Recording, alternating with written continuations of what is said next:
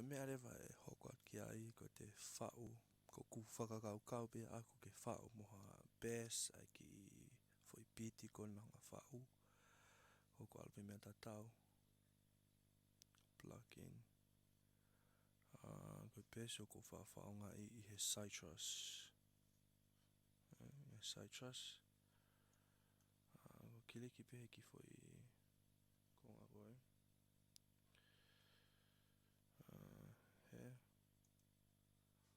Pau ke lisi atu I he present, Kumi ai bass. Bass ko whao ngā I ko sub bass ko iai. Asaini mea tatau pe. Asaini e pēsi. Alu ki he asi he piano ia. E whaingoa.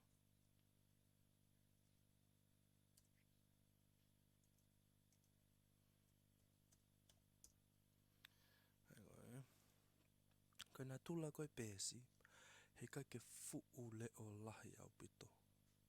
Ko paupe ke se tawhaki pehe, o ku iano whakapeseti ko ia ai, ko tuko pesete fit noa, sa iau pito. Koe ke te etia effecte ki he pēsi.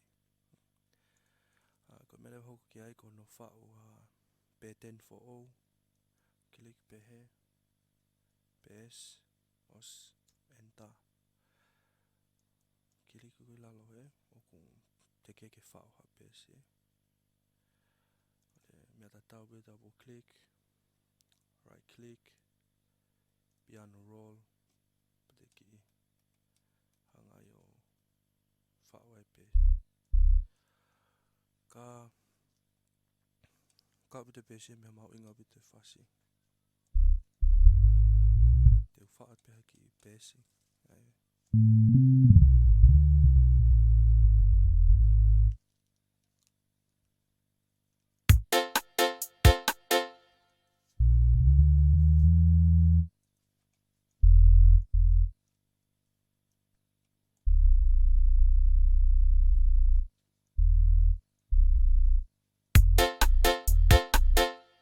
Ki pēse no ngā whao Mai osi kawi lalo Switch o whanu. Diri peki lalo.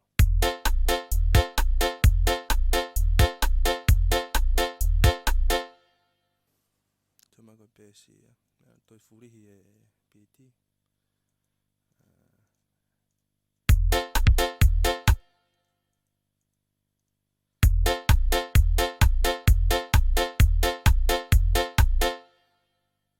Tuma koe ki mea rea no ngā whao. Te lava toi etia ngā toi mea rea e lahi ange. Au tui koe basic pēa e whao piti. Pate toki hoko hoko atu ai. Te etia tu ha drums, mea rea piano. Au tui koe ia.